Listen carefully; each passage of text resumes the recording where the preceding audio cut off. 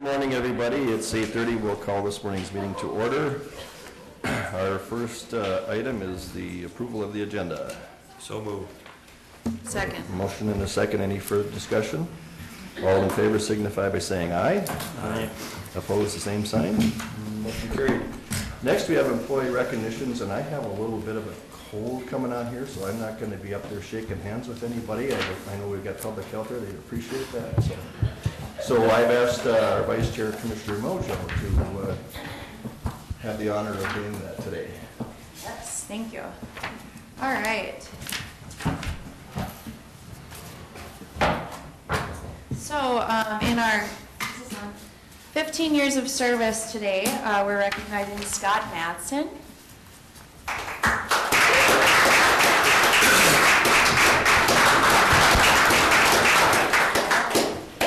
Scott, this is presented to you in grateful recognition of 15 years of outstanding service to Clay County and its citizens. Thank you. Do you have something to say? We just want to thank Scott for all our service. He's a case manager in our ongoing child protection unit. He works very diligently with our families to keep kids safe in their home, reunify kids to their home, or if that's not an option, permanency for our kids. So thanks, Scott.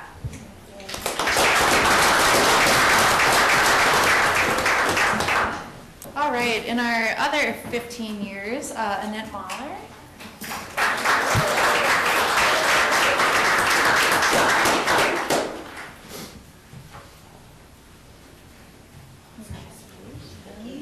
Annette, this is presented to you in grateful recognition of 15 years of outstanding service to Clay County and its citizens. Thank you. You have something to say? I just want to thank Annette. I stole her from the recorder's office, and she's been a great addition to our treasurer's office. She's always willing to take on anything and come up with some great ideas, so I just want to thank her for her awesome work.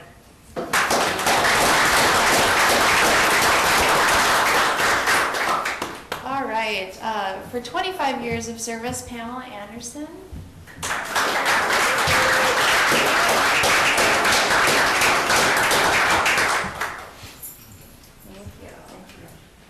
Pamela works in our technology services. Pamela, this is presented to you in grateful recognition of 25 years of service to Clay County and its citizens. Thank you. Thank you. Tim? I just want to say congratulations, Pam, on your longevity award, and also thank you for your 25 years of service to Clay County. You are very much appreciated by myself, coworkers, and the hundreds and hundreds of people that you support and have supported for the past 25 years. Thank you.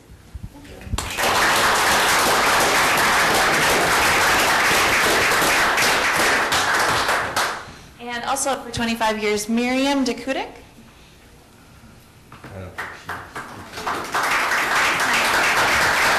Kathy, make sure and tell Miriam thank you for 25 years of outstanding and dedicated service. Do you have something you want to say about her? Well, Miriam was a nurse that provided services in almost all of our program areas, and she's now on her final days of retirement, and I'm sure she's sleeping in. I told her she could have a pass today, so thank you.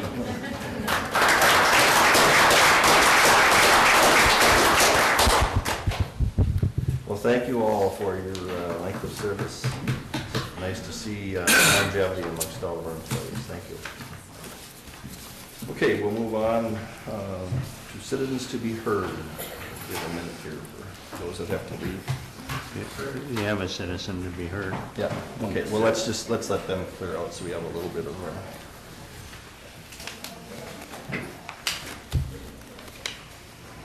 Okay. Good morning, sir. Good morning. You want to state your name? Yes, I'm Dr. Michael Shannon, a new resident of Moorhead, south side at 46th Avenue South, i.e. the southern city limit. Originally, I was going to come and just ask a question or two, comment or two, and a suggestion, just specifically about how new residents are informed about matters that affect their property. And after talking to Commissioner Wayland yesterday, who graciously returned my call, also how current residents are informed about things that happen to their property. I guess since we've only closed on the 30th of June on our property in Stone Mill Estates, second edition, We have been planning on it for over a year, building it. And then last Wednesday, we received a notification from Mr. Magnuson, the county planner, that was quite shocking and dismaying to my wife and I about the thing that you've been talking about for 2 years, the storage units that are proposed for the Quonset hut lot. And we'd had nothing aware of this before that time. We would not have proceeded as we did in October of 16 with our contract and our builder and eventual closing, had we known this was an issue that has been before the board once, twice, now 3 times. So I know we have a full agenda today. Again, I'd like to encourage a lot more notification to potential homeowners and people that are impacted by your decisions and special interests that seem to have a lot of influence, and meetings that are never opposed because no one knows what's going on. Impossible to figure out what parcels you're talking about, especially for newcomers. I don't know what a T number is. I don't know what an R number is. When you're in the northeast of the southeast or northwest of the southeast, it's very confusing to new residents and existing residents. Well, there's lots I could say. I have grave concerns about the way the meeting was run on 12 September for this item. BRB is an investment company that has speculated in some land in the county bordering 230 feet from my property. Storage units were never in our plan for a retirement home to be near our grandchildren on 37th Avenue. It's just, like I said, been quite shocking and dismaying to my wife, who can't be here today. I'm a little emotional. I think she would be too. This is an investment for us. It has been for the people who did not do their due diligence and see that there was a zoning issue in 2015, equivalent, if not more, on our part. So, I guess I shall leave things to the council. The minutes that are about to be approved for the 12th, I would like to see them in writing. I'm sure that will be posted. I only have the video to watch. It was farcical. The way that was run, I'm 27 years retired Air Force. I've run meetings. I've attended meetings. You know, I have to keep them on agenda schedule for many, many years. 10 minutes to discuss whether you should postpone it as recommended by the county planner, possibility by the county attorney to just start and adjourn, put things off till October as the petitioners requested, but have it ramrodded through, and then high five congratulations at the end and welcome to the county, or thank you for doing, there's a quote, thank you for doing business in Clay County, was just shocking. And to have no opportunity to voice opposition, and all these meetings have been going on with no opposition, passing unanimously, city, county, it's just quite eye-opening. And so I would encourage better communication about things that affect property owners. They're not all just renters across the street from this Quonset lot in, I forget the name, Eagle Ridge. There are new developing houses, single units. The 4 that are on the other side of us between this 230 feet to the parcel in question, lots 1, 2, 3, and 4, plus the one that my builder owns, 5 in the second edition. I'm 6. 7 is also empty. 8 is being built by Thompson with another veteran and her service dog to have storage units next to her. I don't know. I haven't met her yet. I have her name from the project manager for Thompson. Anyway, it's not all just renters in that area. And there are renters who are voters across the street of us in all the lots that have been bought up by Meridian. we care. Mr. Magnuson showed my house briefly in the video before he swung over to Eagle Ridge somehow during this county planning commission when their representative, Mr. Bullis, was satisfied on the August 15th planning meeting. You're part of this, Manju. Anyway, it's just one of those things that I think is being ramrodded through. My wife found a blog site, I'm just going to briefly close with that, of how people who want to get storage units past councils should proceed. It's a little comical. It's first, don't take no for an answer. Second, do your homework. Third, don't take no for an answer. And that appears to be where we are now. The third, it's hard to fight moneyed businessmen, popular sports figures, things that have made this go very quickly since August. We've been here, we were sitting there, we're unpacked. We could have attended all these meetings if there had been better communication. Now, as you go to approve your minutes, there is an error. Mr. Magnuson's aware of it. Perhaps it's an error that will rise to the legal standard to invalidate your vote that was hastily done in the 5 minutes of discussion after the debate on whether it should have been postponed. But if that doesn't, it's actually the size of the acreage. These people wanted to postpone to make sure all their, they're nice men. They wanted to postpone to make sure all their details were in order. They are not. If this proceeding to the next stage of the conditional use permit is to still have the hearing on the 17th, or maybe this should be validated. You can't unring a bell, but it was rushed. And that's pretty much what I want to say. Everybody needs storage units. I have one. It's not just apartment dwellers that need them, because I walk dog 5 times a day on that wonderful jogging path that's near the Quonset. I look over to the apartments. They have their double garage doors open. Minnesota, trusting. Half empty, not like my garages from kids bringing stuff home. But my storage unit is 5 miles drive with industrial area, not plopped down in the proposed residential low-density R3 that the overlay Tier 1 provided. Now, this has been a steep learning curve, so I may not know the terminology. I'm a retired dentist.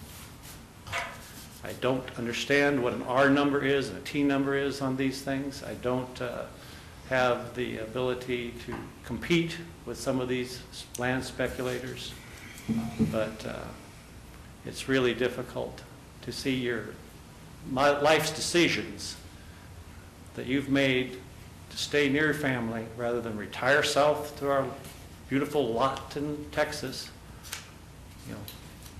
sullied by cavalier and hasty decisions. Thank you. Just have a follow-up statement, Dr. Shannon. Yes. Thank you for coming today. Oftentimes, when I speak with constituents, I relay the importance of having a dialogue with residents. So, one, I appreciate the fact that you came to this meeting to talk about your concerns on this. And two, I would encourage you, as you are now aware because of the letter that goes out to residents, to come to the Planning Commission. Yes, and I'm organizing neighbors, but it's very hard because, again, I'm not going to go walking through apartment areas, bothering people door to door, but those that I have spoken to, even some of the renters across the street of the nice houses that were there, are voters, sons and daughters of farmers. We Right. love our agricultural view. Right. And your motto on one of the planning pages I saw is keeping our county rural, or maintaining our rural values, And I just think it's a slippery slope when you start to have rules that can be bent so easily.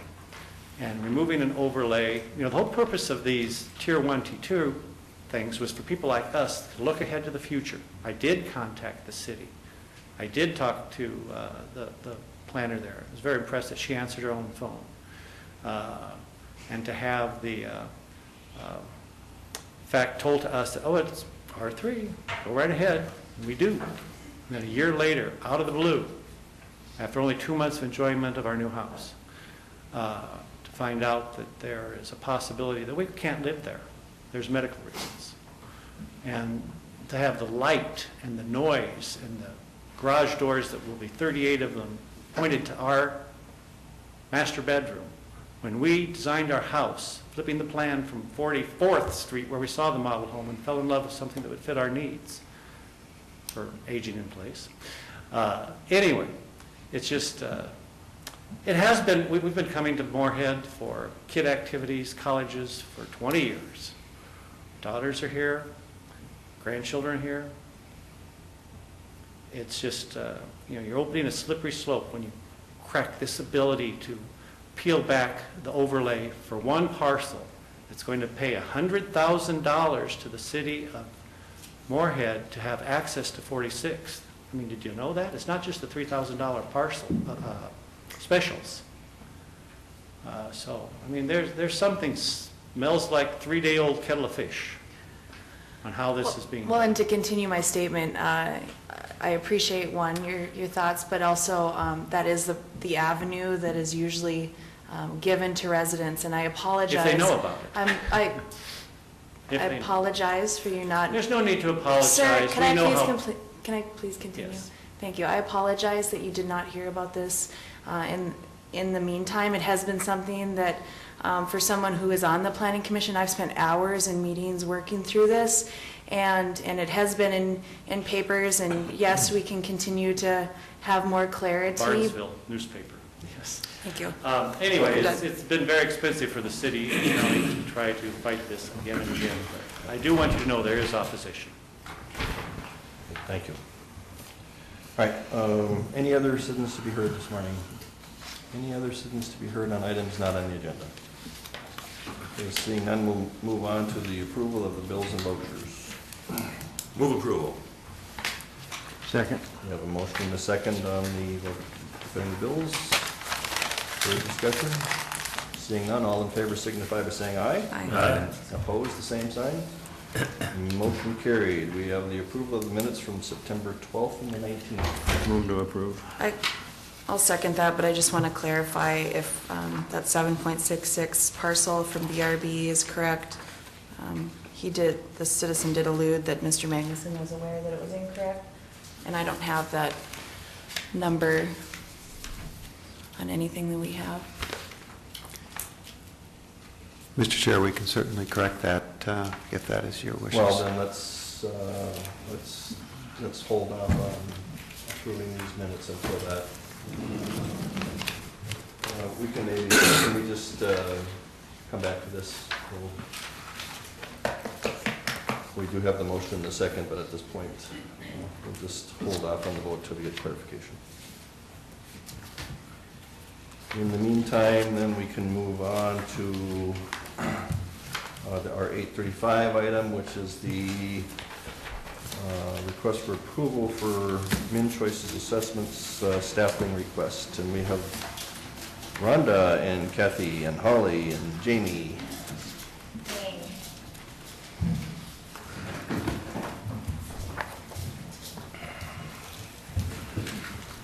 Good morning. Good morning. Rhonda, are you going to start this? I'll start us out. So, let's see, gosh, has it been a couple weeks ago now? We were all here to talk with you about one of our program areas called Min Choices Assessments. It's one of our mandated service areas, so it's a comprehensive assessment for folks who are in need of. It might be nursing home, assisted living facilities. It might be folks with disabilities who need services to remain in their home and in the community. So individuals in need of those services can contact our agency, and both public health and social services complete those assessments. We are requesting an additional social worker and public health nurse to meet the demands of that service area. We do receive revenue from our activity, and what we had shared with you in our previous conversations is what that revenue looks like. And we are not requesting any additional levy dollars. The revenues would fund those positions.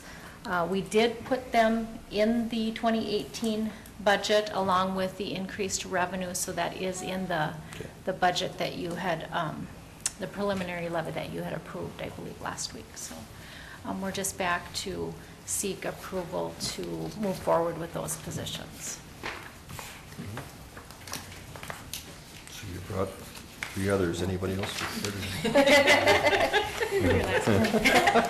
The one thing I would say that we did add to the PowerPoint presentation, Commissioner Mojo, you had asked about looking at the revenues in relation to the expenditures.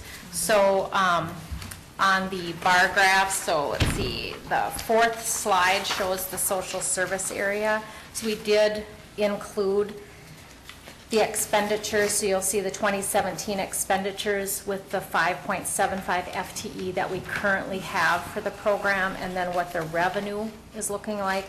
And then the 2018, I added that new FTE if the board were to approve, and I did include a COLA in there, anticipating that that might happen for 2018, and then how that compares to the revenue. And I think Kathy did the same thing for public health. And our revenue expenses are different from social services, and the fact that we have all of our public health nurses serving all of the program areas, but the 1 FTE of a public health nurse is included in the expenses and then the revenue.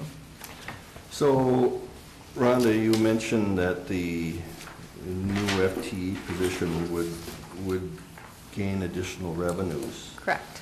So why does your bar graph show the revenues remaining the same between 2017 and 2018? Well, is that because the revenues it would generate is in that second blue column? She just didn't add it. Way over on the right. Yep, right. Okay, so, Yep. okay.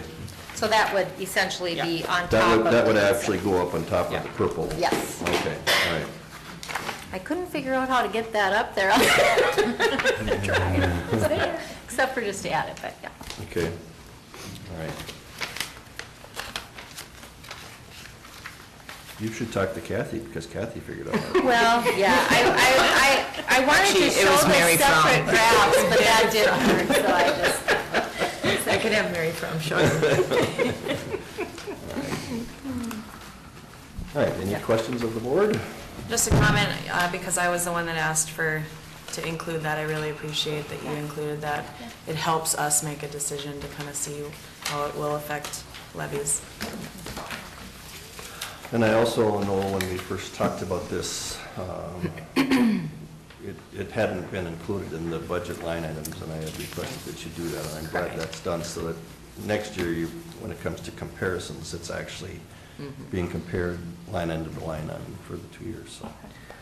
One piece we would ask the board to consider is, given that the revenues are coming in for this year, that if the board would approve us to move forward with that hiring process right away in 2017, if it was possible that we could get folks on board. It takes a while for that to happen, but I think we'd like to move forward if the board would approve right away. And Mr. Chair, Yes. I know this is very technical, but there's a motion on the table still from those minutes, so Oh, we either we can. should rescind that motion and take that up later, or we should finish that one out. Okay, did we get a reply in on the? No, Mr. Chair, I guess I stepped out of the room to see if Tim was available for clarification. He is tied up with a individual from the Can we Lake just 15 area rescind right the now. motion? So Yeah, whoever made the motion, if you I'll can rescind, rescind. I'll rescind my motion. Thank you. Yes. for that. And that's okay with you as a second, okay. All right. So the request is to hire these for 2018, but you would actually like the request to start now. Yes. I'll make a motion to approve the staffing request from InChoices. Second. We have a motion and a second. Further discussion? Seeing none, all in favor signify by saying aye. Aye. Opposed, the same. Carried. Okay, Thank you. thank you. The second one listed there is for the case aid position. This is one that we spoke about a couple weeks ago as well. I did include it in the budget for 2018 along with the increased revenue. This is a position we would like in our disability services area. As we discussed before, our social workers can earn revenue based on their activity with the folks that we serve, and they are so tied up in multiple administrative activities, which diminishes their ability to bill for the work that they really need to do. So adding a case aid would allow us to take away some of those administrative activities, allow them to increase their opportunities to have contact with the folks that need our service and increase our potential for billing. So again, this is a position in Holly's unit to help with that workload. I did include it in the budget along with the anticipated new revenue. I'll move to approve. Second. Have a motion and a second. Any discussion? Seeing none, all in favor signify by saying aye. Aye. Opposed, the same sign. Motion carries. Thank you, Rhonda. All right, thank you.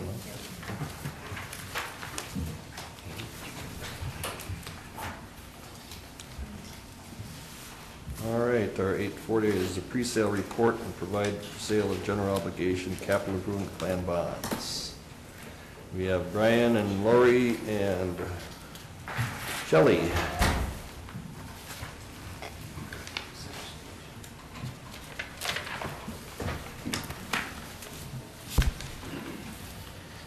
Good morning.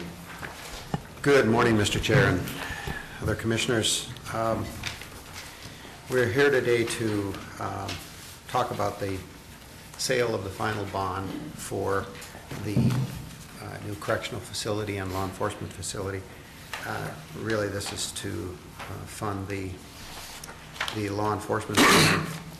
I did have some information in the memo that went over, but I guess I would prefer turning this over to Shelley to present the pre-sale report and different things so we don't get ahead of ourselves in regards to it. I think you're all aware of Shelley Eldridge from Eldridge Associates. Good morning, Shelley. Good morning. Bond counsel for quite a while. You have a pre-sale report, the final pre-sale report in this long journey. Maybe you can speak into one of those microphones there, please. There you go. The final pre-sale report in our journey. This should look very familiar to the board. However, the main difference on this is it's under a different authority. The last two bonds were issued under the jail bond authority. This one's under the CIP. Remember, we went through that public hearing process last spring. There's a 30-day reverse referendum period, which was finished up in July, so we're statutorily good with issuing these bonds. There's also a limit as to how much you can levy per year, and you're substantially under that limit as well. So we've covered all the statutory requirements to issue the bonds. These bonds are going to have the same duration and features as the other two bonds so that they all mesh together. And again, because as you're aware, we're above that 10 million, so these will not be deemed bank qualified. So that being said, the interest rates are somewhat higher than if you were under 10 million, which is what we did, remember, this time last year with that first series of jail bonds. That was just at that 10 million mark. We will be having the bonds rated, and we will be, again, because of the size of the bonds, it makes sense to have it credit enhanced through the state, as we did the last two series of bonds. That should give us a little bit better interest rates because the state's like, I think, one notch higher than the county's rate. The premium, as you've seen the last couple of bonds, we've received premium bids. What we will be looking at on the day of sale is to maximize the amount of bond proceeds that we can. So we may need to reduce it a little bit according to the rules, but we'll keep as much of the bond proceeds as we're able if we receive a premium bid.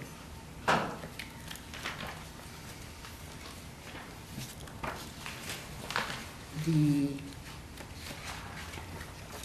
schedule would be, if you were to determine to proceed today, you would receive a copy of the official statement sometime the week of October 23rd. We'd talk with the rating agency that same time. We will be receiving the bids on Monday, November 6th, and bringing them to the board on the 7th in the morning. I will not be in town, so Todd will be coming to your sale and handling the sale on the 6th and 7th as representatives of Ellers. You can see the estimated runs in your packet. We're looking at the non-BQ AA plus for the credit enhancement, and again, we've put a cushion of 25 basis points into the rates, into the current rates. Just to put this in perspective, we're estimating a 2.98 true interest costs. The bond that we did last year at this time, last year at this time for the jail bonds that we closed in 2017, that TIC was 3.24.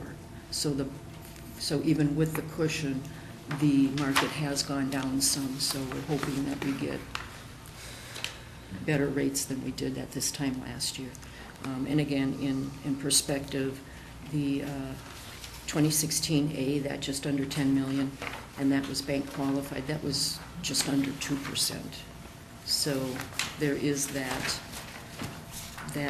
difference in the market not being able to sell it bank qualified. Your summary page, we've included the jail bonds and the estimated CIP bonds. That's this one.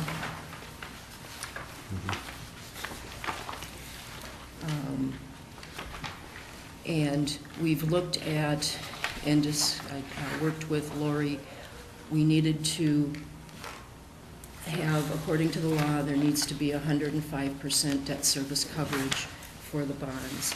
So we included that in the, if you look at the includes the 105, we added that just once in the third 2018. So that one is the 5% higher. The rest of them, as you will see, mirror the new debt service. So instead of putting the 5% in every year, we figured, okay, there's two ways of doing it. You can do it every year, or you can keep the 5% in your debt service fund, and then that just stays the same every year. So, and that also will cover your requirement for the 105%. So then the reductions for your retired debt levy, your wind energy, your Moorhead lease, and your additional levy calculations brings your surplus, what would be looked at as the levy that would be written down with other revenues, such as your sales tax revenues. And, Mr. Chair, Shelley, and I did explain that somewhat in the memo, that there are two spreadsheets attached, and one has the 105 in that year 2019, and then the one following is the one that Ms. Johnson has put together, the auditor treasurer, that you've been working off now for a couple of years, and it tracks it still about the same amounts as we started with a couple of years ago in regards to it. And as I indicated in my memo too, that you will see that the additional dollars needed is around $2 million a year. Now, in 2014, the Department of Revenue estimated that the sales tax would be about $1.6 million in 2014. Well, we're just around the corner for 2018, started collecting that now October 1st, and we are hopeful that that'll be greater than that. But the other column that you may want to pay attention to is that you also used a guideline or a directive, a resolution, that you would only utilize 75% of the retiring debt. You do have the flexibility, of course, of using that 100%, which would make up the difference in if the sales tax doesn't collect that. And that is why we were comfortable, and Shelley was comfortable in suggesting that 5% only go on the levy or appear to go on the levy once a year, because we're utilizing other revenues to collect the needed amount to pay the bond. So I guess what I'm trying to say in common language here is that we're right at where we were projected 2 years ago, that we would utilize these resources, retiring debt, some new levies, the $50,000 a year, the wind energy, and the sales tax to pay these debts to keep this liability off the taxpayers, the property tax, as much as possible. Certainly respond to any questions that you may have, and if not, we have a resolution that But we would like to act on. the two spreadsheets, the one that Lori has provided and the one compared to the one that actually deals with the bond, the one from the bonding agency, for example, in that year where we have the $4 million payment in there, that payment will still be made in that amount, because we have to go off of this sheet to make the principal and interest payments, correct? Well, it's just a matter of calculating. We have to have that 105% in the fund. Right. And so the only difference between those two spreadsheets is that single item, that 105% that's Okay. to remain in the fund. But if we look at the total annual payments, though, That'd be exactly. they will be the everything's same? exactly- Okay, Mr. Chair? yes. The 105%, or that extra 5%, that doesn't have to be levy. That can be any other, you could move that 5% in from any fund. Okay. And just leave it in the debt service fund to cover your legally required 5% overage.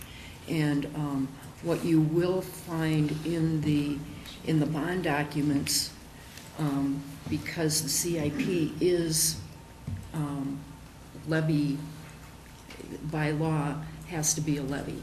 You will have the levy at the percentage.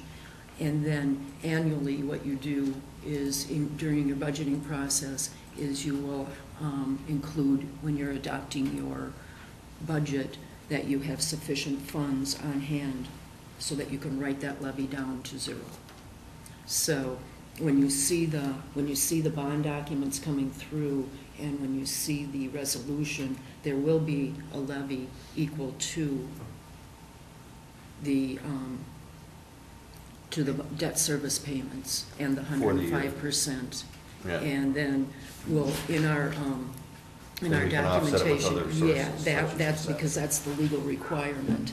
And then in our documentation in the bond book to Lori, it'll have the schedule updated with the actual numbers, very similar to what you see here. So that will be the working document included in the bond documents, but the legal document, you will see the full levy. So when you see that legal document, we don't want to panic.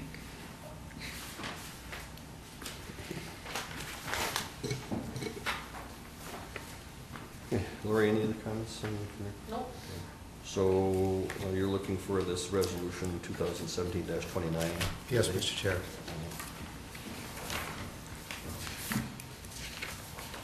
Okay, let's, the board's wishes. I'll move. Any the- questions? Or, okay. I'll move the resolution.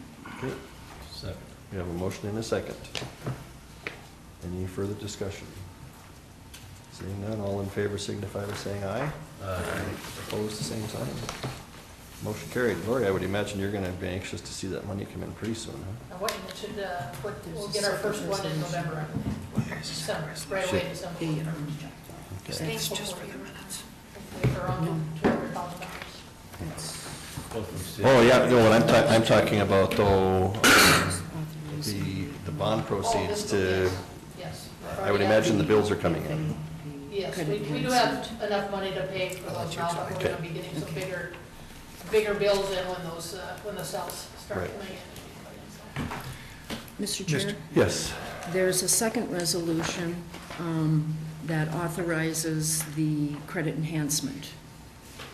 Oh, And that's the one, that's the resolution authorizing the issuance of 16 million and authorizing the county to enter into an agreement with the PFA. is that this, That's the huh? next one. Yeah, but I don't see that resolution. Mr. Chair, that is not in your packet. It's attached to the pre-sale report? Yeah, I don't believe it is. Is it? in the I packet. have 2017-29. That's the only one, that's the one we just did. Right. That's the only resolution I have in my packet. That's correct, Mr. Chair. Okay. The other resolution is not in your packet. I guess we didn't realize that that did need a motion on it because we thought that was certifying the minutes of when you approved the resolution. Okay, can So, you but she explain is- to us what you yeah. have there? This is basically the same resolution that you've passed on the other two that authorizes the sale of the bonds, again, duplicate. It also authorizes the county to go into the agreement with the PFA for the credit enhancement and that we will pay the $500 in your stead as part of the bond process.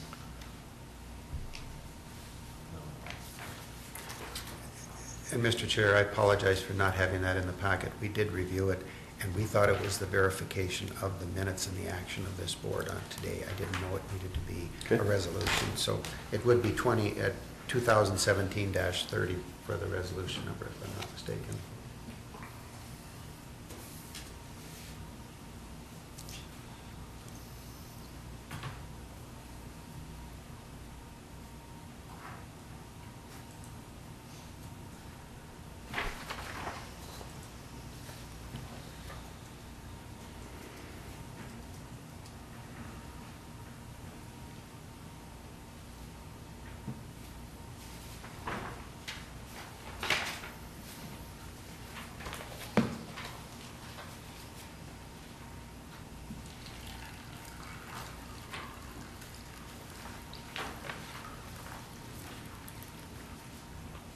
Well, I think it's something that we're gonna need to move on with this, so I make a motion to approve 2017-30 resolution.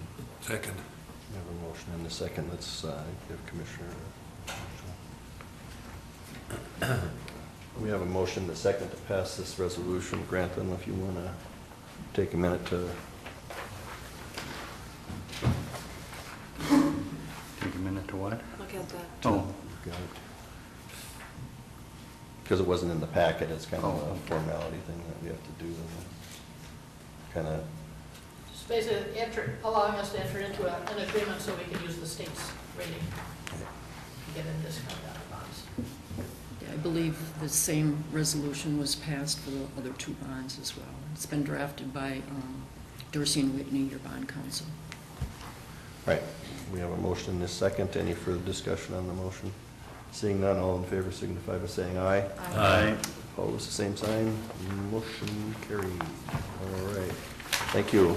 And thank you, Mr. Chair and members of the board. I apologize again for the confusion on that second resolution. All right, thank you.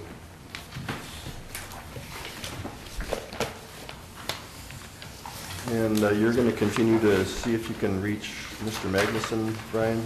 Yes, I will do that. Okay. Lynn might have it, and she'll have the application, What is it we're discussing on that, the acreage? the acreage. You want to make sure we got that right. No, I've got stuff from planning meetings before, it's 7.66. Okay, good. Good, I just didn't have it with me, so I just. I've got all my overlay Well, he Did he seemed reach to, out to you before that? he seemed to be contesting that position. I'm sure we should have it from Tim, I guess, but, All right, well, we'll just wait on that. So our next one is the approval of resolution authorizing the issuance of refunding bonds for eventide projects. And we have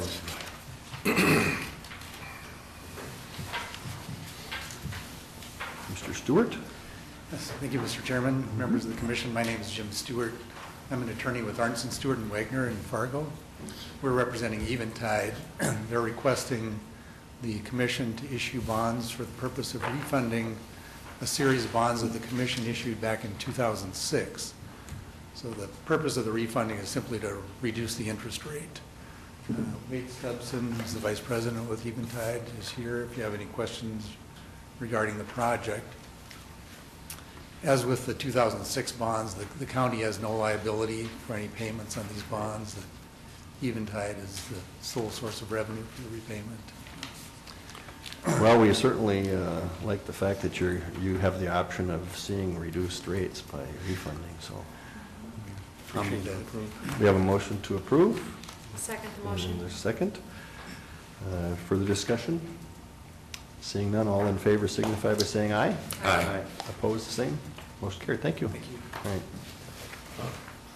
I guess it's just that, since this was a resolution, was this the right number, that we took the right number to the other one? Is this 30 or 30? Is there a resolution? I'll have to put together a resolution. Yeah, that one will have to be 31 then, right? Because 30 is going to be going to the, so just make sure we get those resolution numbers right. So this one will be 2017-31. One for Eventide. All right. Single sort. Hello, Mr. Chairman, members of the board. Good morning, Mr. Rosenberger. Nice bright sunshiny day today again. I come before you today for a couple of reasons. The first reason is to seek approval to put out an RFP, request for proposal, for a public-private partnership for a single sort material recovery facility. And then the second thing that I'm here for is to seek approval from you to amend the contract subject to attorney approval to hire Burns and Mack to help us out in putting together the RFP. So the first thing I'm going to talk to you about very, very briefly, and we went to the Solid Waste Advisory Committee to talk about this, and they were supportive of it. But the issuing of the RFP, the reason we're doing it now, we were going to do the transfer station first, but the reason we would like to do the single sort now is that we are approached by several private companies who are really, really interested in partnering with the county on this particular venture. The single sort in Moorhead has just been very, very, very successful. To give you an example, the volume that they have been receiving is significantly higher.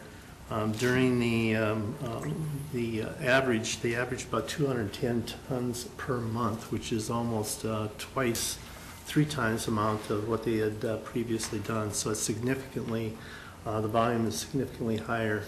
The technology or the technique that they're currently using was an interim step to begin with. Essentially what they're doing is they're collecting the material, they're taking it over to Minn Kota, Minn Kota's baling it, and then they're transporting it down to the Twin Cities where they're actually processing it. So it was an interim measure, and the appropriate time is now to look and see if there's some other options.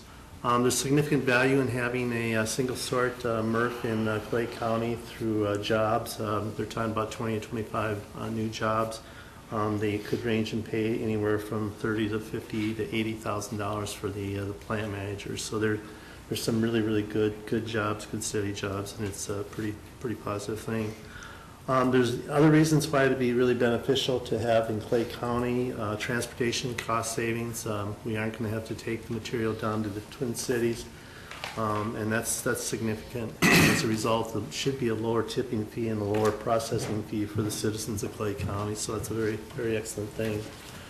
The other item that is pretty important to understand, as you all know, we're in the process of trying to secure funding for a transfer station and the household hazardous waste and the electronics consolidation. There's no funding for the single sort MRF from the state. There's just no way that will happen. The primary reason why that will not happen is that we would be processing some North Dakota material, and the state of Minnesota does not think that that would be a real positive thing to help subsidize any of the processing from North Dakota. So the partnership that we're talking about, again, is a better way or more logical way to proceed.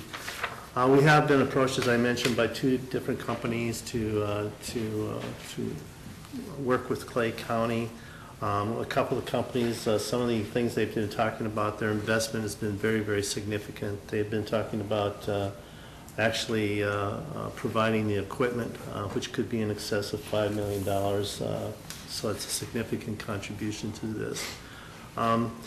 So that's basically an overview of what we're looking to try and do here. And you know, again, the RFP is to see what's out there and what the details. The devil are always in the details, and I guess we want to see what the devil is all about here. So I think this is a pretty positive thing, and I ask you to again approve the prospect for us to issue an RFP. Yeah, we did meet, the SWAC committee did meet last, Solid Waste Advisory Committee met last Thursday and fully endorsed this process of the RFP. One of the things that I had asked Mr. Rosenberger was to also come up with a financial plan on this, and I think it's fine to move forward with the RFP today, but I think it would be good to maybe to schedule a time to go through this with the entire board. Maybe let's spend a half hour and you can give this presentation like you did to Commissioner Wayland and I. Okay. So that everybody can be up to date on just exactly what we're looking at. We've got a lot of building projects going on here, and I'm sure there's going to be questions on how this would be funded. And so before we get too far out of the gate, I think a good presentation to the full board would be in order, but I don't see that interfering with at least going out with the RFP. But I would think maybe before it goes further than that, maybe to give the same presentation so that the full board has, because Sure. you did some nice work here. Thank you, Mr. Chair, yeah. and we certainly can do that. So. Okay. I had a couple of quick questions. One of them was when I was serving on that committee with the City Council, we were discussing the relative value of a clean MRF versus a dirty MRF. Is this a clean MRF that you're talking about? Mr. Chairman, Commissioner, this is a clean MRF, yes. Okay. The difference, just so everybody understands the difference between a clean MRF and a dirty MRF. A dirty MRF is similar to what we have over in Perham, which means garbage, all garbage. It doesn't matter what it is. It's just garbage that goes into your can is processed and materials are taken from the garbage. Clean MRF is that the material is actually separated, put in a different container, and then it's processed. The value with having the clean MRF is that the value of the material obviously is higher than if it goes into a dirty MRF. So this would be for a clean MRF. Okay. So the follow-up question to that then, so the City of Moorhead right now has, for all of us residents in Moorhead, we have 2 containers. One is the blue recycling container and one is for everything else, which would be the dirty stuff. So where's the dirty stuff going? Mr. Chairman, there's 2 locations for the dirty MRF. One of the locations is to go to Perham, where it's actually processed and turned into refuse dirty fuel, RDF, and then it's burned in the incinerator. Mm-hmm. Or if they cannot take it, Perham cannot take it for whatever reason, then that material that would normally go over to Perham goes out to our landfill, and it's landfill. But still, it's collected in Moorhead garbage trucks and it has to be reprocessed into... Mr. Chairman, yes. So where's that done at? As far as the dirty MRF, as far as the dirty MRF, Mr. Chairman, the dirty MRF, the materials processed in Perham, and it's actually, they have the front end No, but- processing. Kirk, what I'm talking about right now, all of the dirty material, or let's just refer to it as the municipal solid waste. Right. Not the recyclables. They're collected in the Moorhead garbage trucks, and they're brought to the transfer station. Right, So we're talking about a clean MRF. which is completely different. Okay, so we're going to have two different drop sites at the transfer station, and we're going to have the blue bins going to the MRF, and then the other one going to the transfer station. That's... Mr. Chairman, that's correct. Okay, I was confused, I I'm just wanted sorry. to make sure that, No, that I was everybody's confused. understanding that. That's still going to be the purpose of the two separate containers. Mr. Chairman, yes, there will be two separate containers. There'll be a container for your garbage, which is handled differently. That will go to the transfer station, which is then goes to the landfill or to Perham. And then the blue bin basically is the recyclables, and that will go to the MRF. That material now, in the blue bin is currently going over to Minn Kota. They're baling it and taking it down to the Twin Cities. Okay.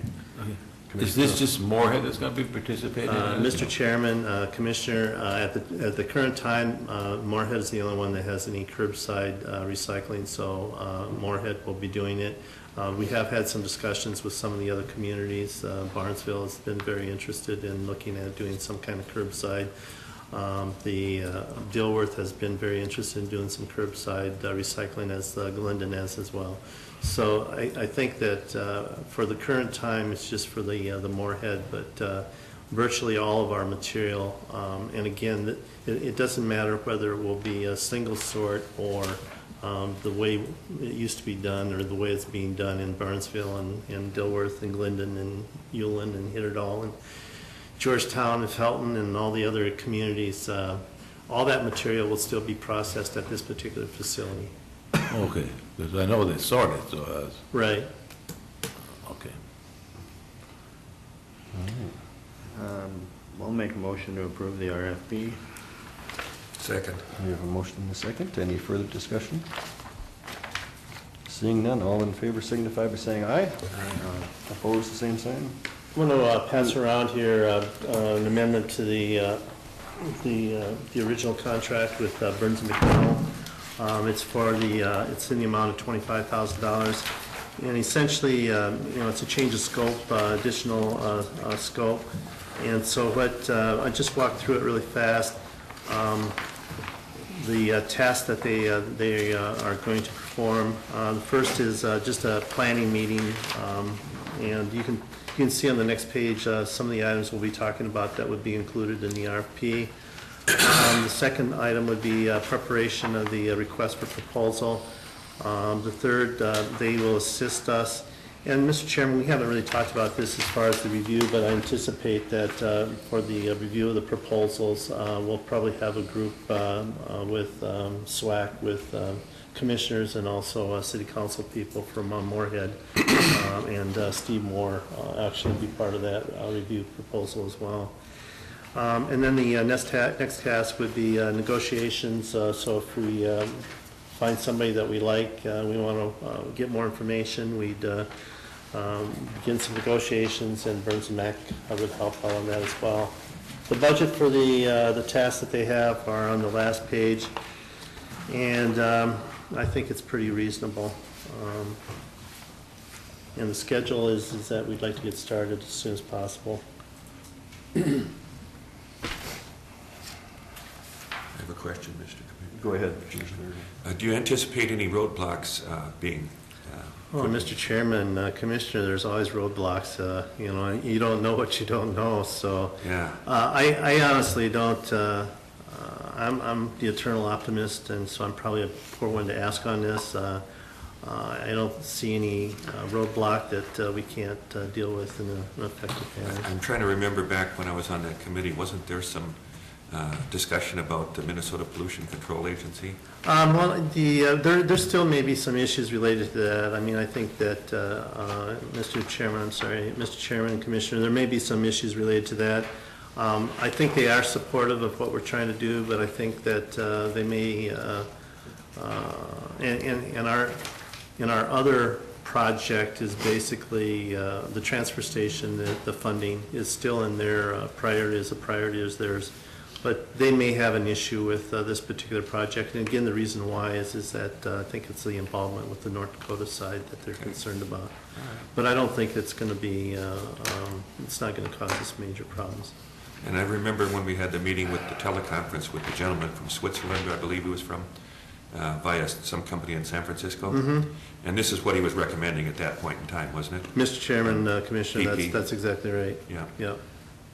So- And I think it's a good way to go, and Brian and I have talked about it extensively, and I think, Brian feels it's I hate putting words in his mouth because he speaks very well for himself, but I think Brian feels it's a prudent way to go as well.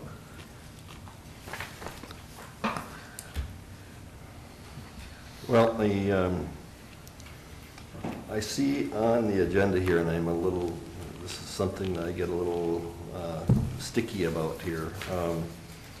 On the agenda, we have a discussion on a single sort material recovery, which I knew we were going to do, and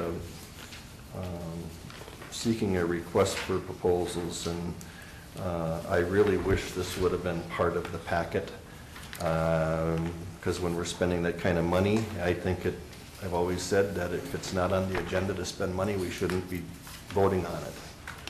Mr. Chairman, I agree. And if you want to wait a week, I can come back next week. It's not going to hurt anything, is it? No, And I just think in fairness to the public, Sure. because it's money we're spending, I don't think 1 week's going to hurt us here. No, I Mr. think Chairman, you've already got your approval to do the Yep. RFP, but you haven't got, basically, you don't have the money. Right. The approval to spend the money. Right. Mr. Chairman, I have no problem with that. Plain as well taken. All right, that's it. All right, is that okay with the rest of the board? All right, So I'll get to see you again next week.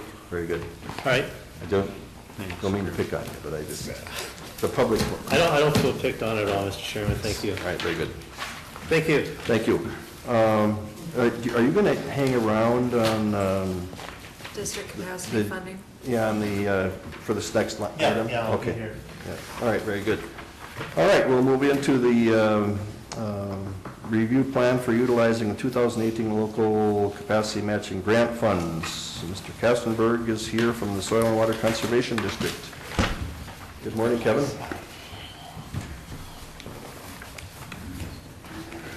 Thank you for the opportunity to meet with you guys. I think we're meeting more often than we ever used to, but we're working closer together with you guys more than ever. Value the collaboration. Collaboration, good term there, Commissioner Mojo.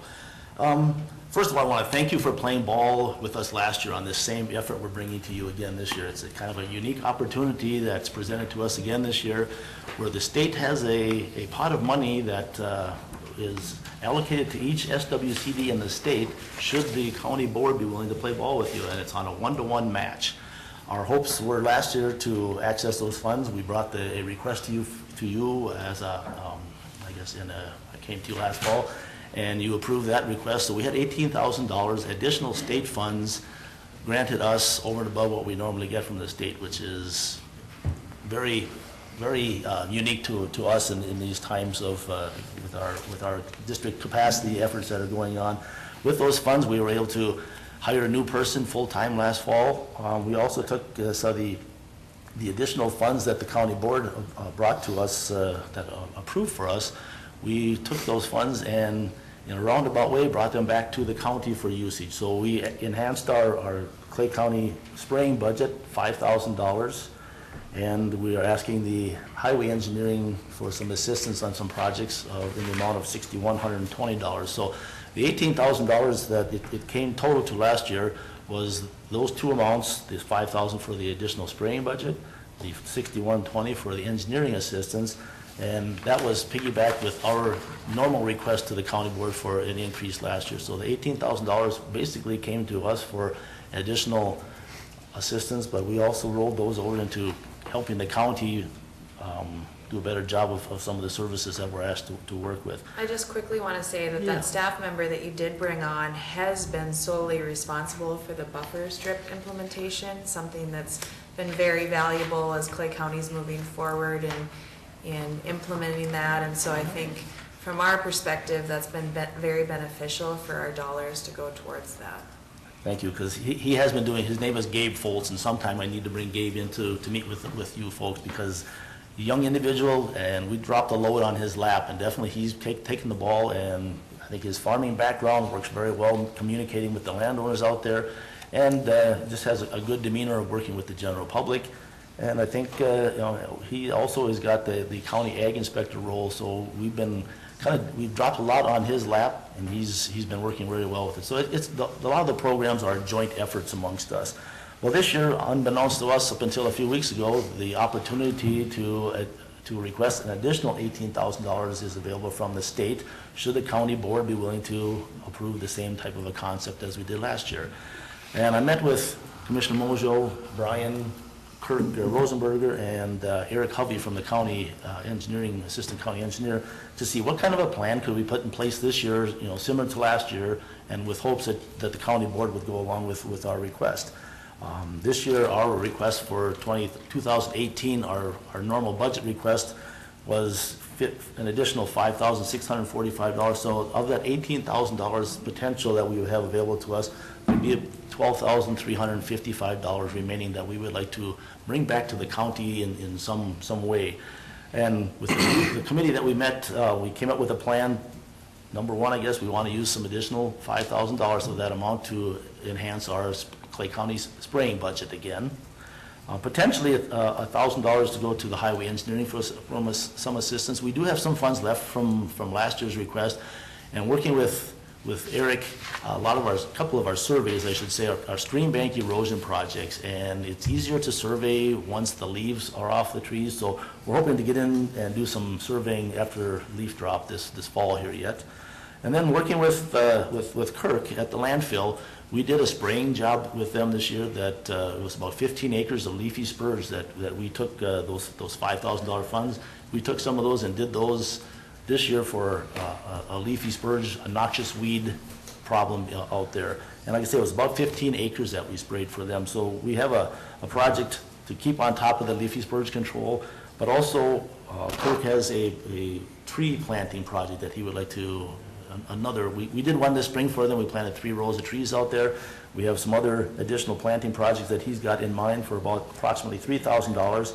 And then he also has some roster employees that he would like to hire to basically do some weed tree care out there. So the total that we found of $12,355, we've kind of found a budget for those dollars to come back to help the county. And I guess it's our way of working with you folks and you guys working with us and try to bring those dollars that you are willing to allow us to access those additional funds from the state. Like I say, it's a unique opportunity. I never thought we would see this again. Last year was the first time, and to have it offered again is kind of neat. So the state is willing to play ball should the county want to play ball. So the local match that's for 2018, the proposal out there that's needed is $12,355, correct? Well, am I reading that right?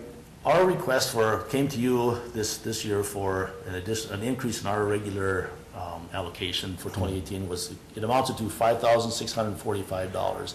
If you took the $18,000 minus our 2.5% increase is what we came to the board for, that leaves $12,355. So that if the board was willing to increase our amount, that $18,000 up to that level, then the state would come in and match that up to that level as well. So to clarify, Yes. we've already acted on that first 2.5%. That The- was in the their 5,600. That was in their Correct. 2,800 Right. budget request. That's- So that's that where is, the confu- those are new dollars that are eligible for the local match. Right. So then now what the conversation, I think actually during a meeting, you and I kind of said maybe we should bring solid Right. waste into this. So it's the 12,355 that we were looking to piecemeal between different departments to see if So it's we a could- one-for-one. Yep. Correct, yes. So to take full advantage of the 18,000 you're looking for an additional approval of the 12,355. Over and above that figure. And then the Right. breakdown of that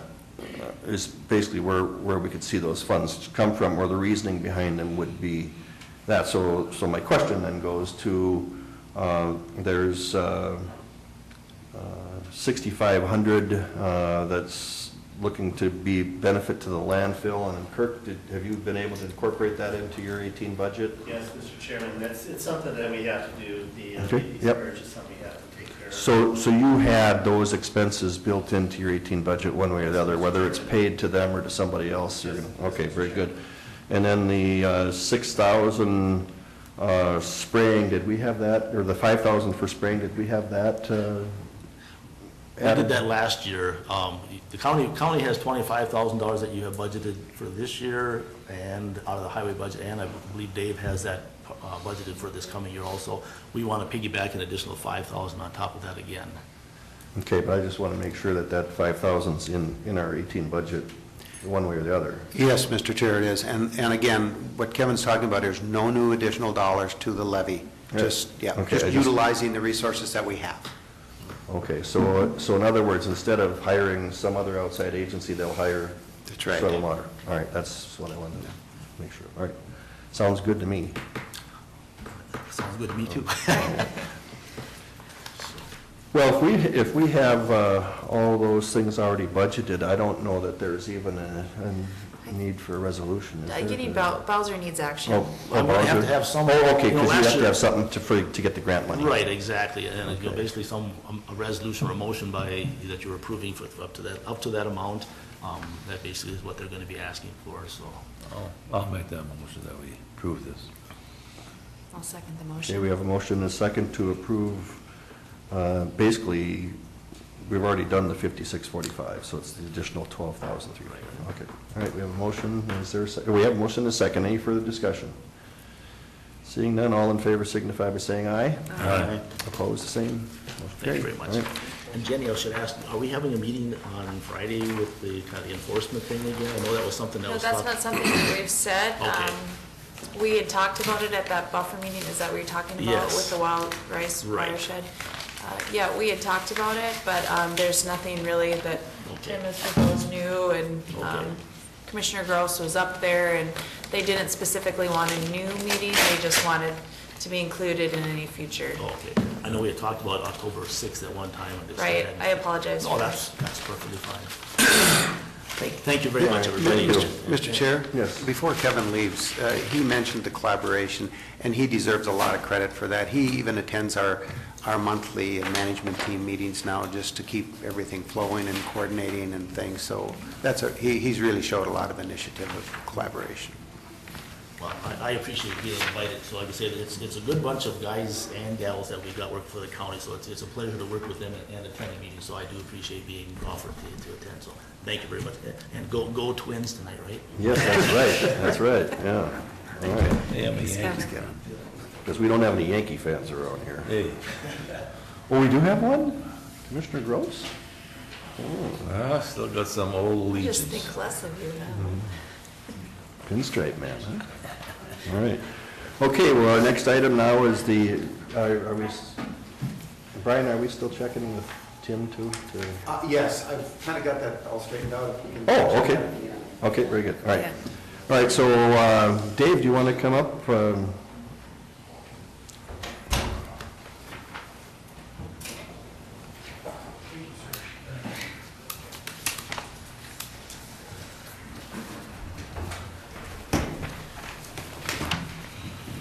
Dave, good morning. All right, good morning. Let's do the bridge replacement resolution first. All right, first item on our agenda is, it's a formal MnDOT funding resolution and agreement by MnDOT. So this is what we need to do with any project that uses bridge bond funds. So this is for the County Road 57 bridge, kind of south of Baker. It's been on our waiting list for over a year, and then we finally got approval to move forward on this one. We did a bid opening about 2 or 3 weeks ago. Garrett Hansen Contracting from Black Duck, is that correct? Was a low bidder, extremely low bid. So the nice thing with this is some of the bond funds that were approved, set aside for Clay County, we were able to only use 80% of those. So the difference in this good bid will help some other project, like a culvert job or something along those lines. So it's kind of nice. I'll let Eric kind of just run through the numbers real quick on this paperwork. Yeah, so the funding agreement basically breaks down the bids we received, and the grant amount that we're going to receive is about $397,000, and then the matching funds from the county are about $55,000. So the agreement and resolution basically just spells out what the contribution is and everyone's roles and responsibilities with MnDOT so that we can get the funding. And I guess what we're seeking today is approval of the resolution and the grant agreement number 1028819 for the project down by Barnesville. Yeah, which is state aid project 014-598-068. All right. Any questions of the board? All right. What's the board's wishes? I'll move to approve the resolution. We have a motion and a second. Second. Okay, and a second. Okay, all in favor signify by saying aye. Aye. Opposed, the same. And motion carried. All right, 2018 equipment purchases.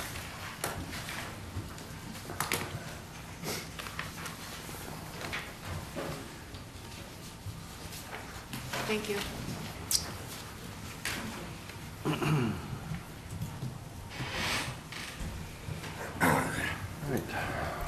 All right, so our second item is a request to replace some equipment in our fleet.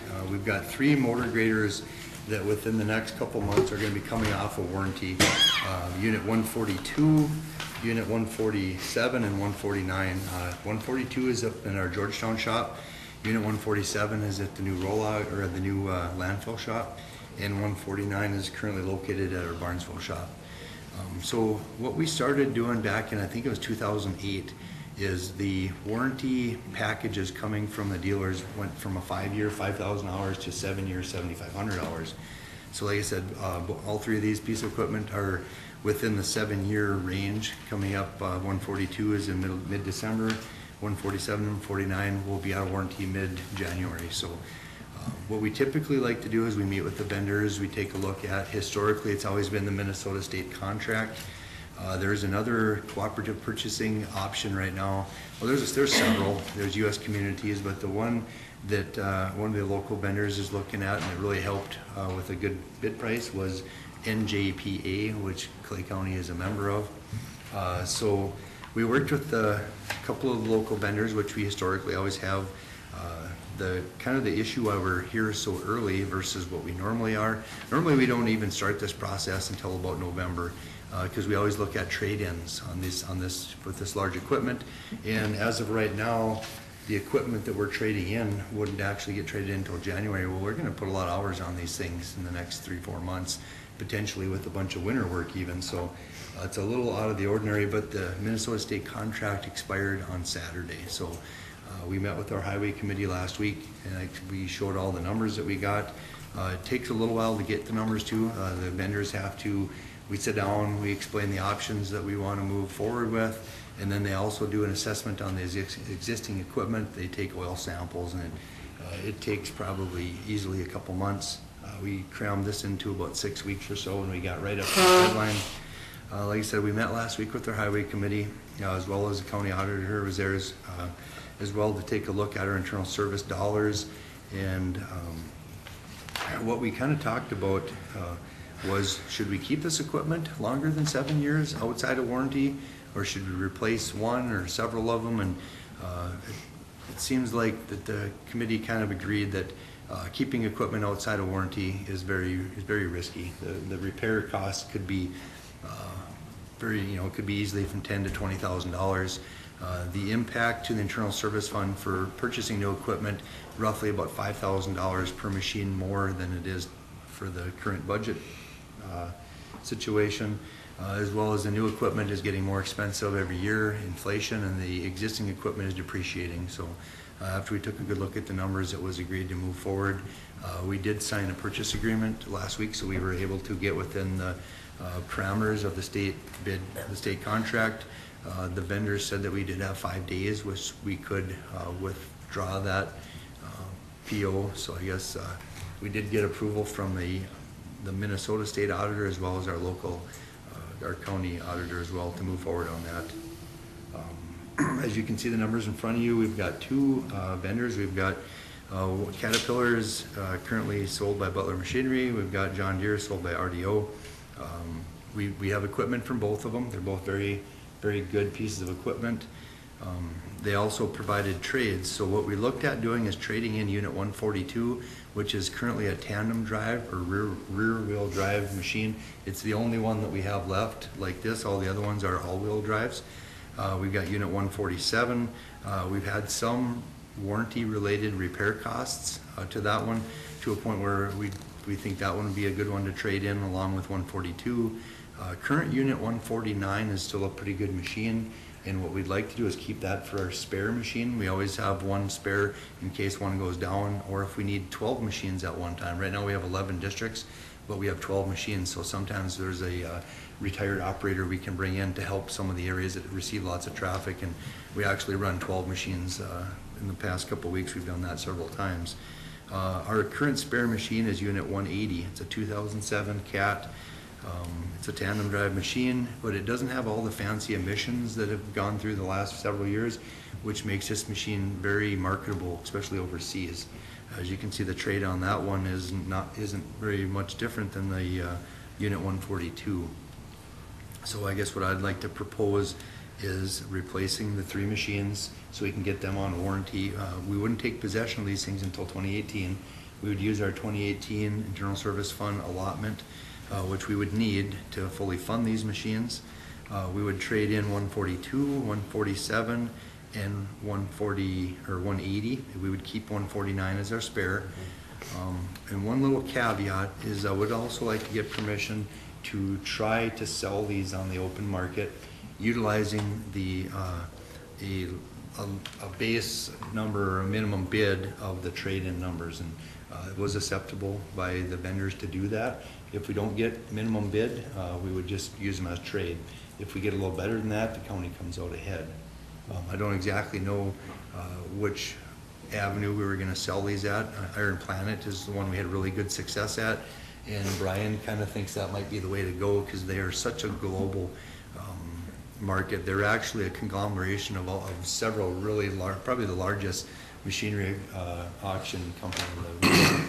Used to be Iron Planet, and then they kind of got teamed up with Cat Auction, and now they're also recently purchased by Ritchie Brothers, which is a very, very large company. So I guess I would like to get permission to maybe try to sell these things ahead of time. If we sell them, good. If we don't, then we still have our trade numbers. As you can see on the bottom of the page there, after you take the new equipment, which is in the yellow boxes, minus the trade, which is in the kind of orange box, and then you also have our internal service fund balances there.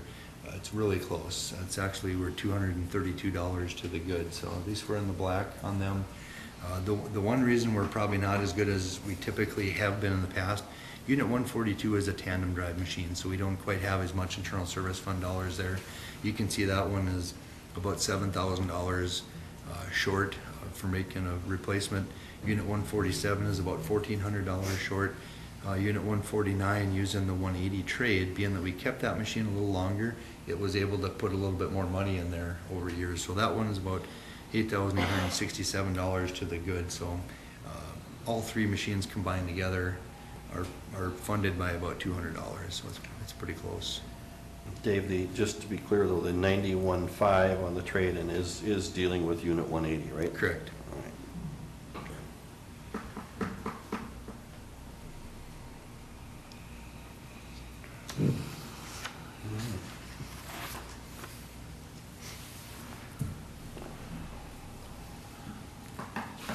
Well, I guess we discussed this quite thoroughly at our highway tracking meeting. It made sense to me to do it. And I mean, you got to look at do you put more money into the internal service fund, I mean, or whatever, or do you put money into repairs? Of course, we don't know whether we're gonna have repairs or not. I mean, that's an unknown, so. I think that's a good point, Commissioner Groves. I think what we realized by going with this, we would probably be upping in your future budgets approximately $5,000 for each unit into the internal service fund. And the idea of that versus, and Brian, maybe if I can ask you to speak to this too, the potential of having $5,000 worth of repairs in any one of those units. Yeah, being full-time motor graders, they are on the road, just about every day. With the cost of repairs nowadays on any of this stuff, a lot of things, especially because they're under warranty, our mechanics in the shop don't really do anything with them as far as repairs that way. And it doesn't take very long to add up to, $5,000–$10,000 on parts and repairs. Recently, the 147, one of the repairs that was done to that required removing the engine. And I haven't seen the numbers on it, but I'm sure outside of warranty that would easily be more than $5,000.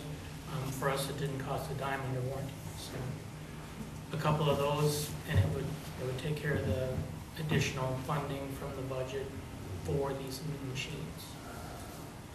And we really don't have options for purchasing extended warranties. Correct, yeah, I checked on that to see if maybe we should keep 147, 149 one more year, because we didn't quite reach the 7,500 hours. We did reach the 7 years sooner. We've had such good winters these last couple winters that we haven't.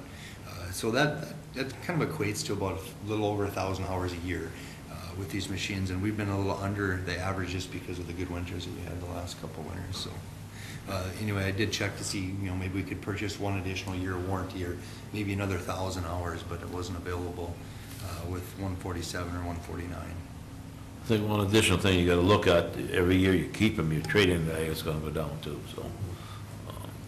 You're probably losing more than $5,000–$10,000 a year in trade-in value.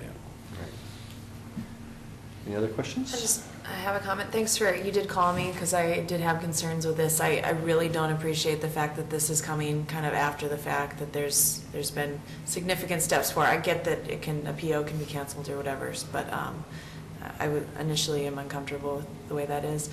The other piece is I had kind of commented during budget cycle that sometimes because our levy keeps going up, that maybe we should, add an extra year or two to some of our bigger purchases. I get that we have an internal service fund.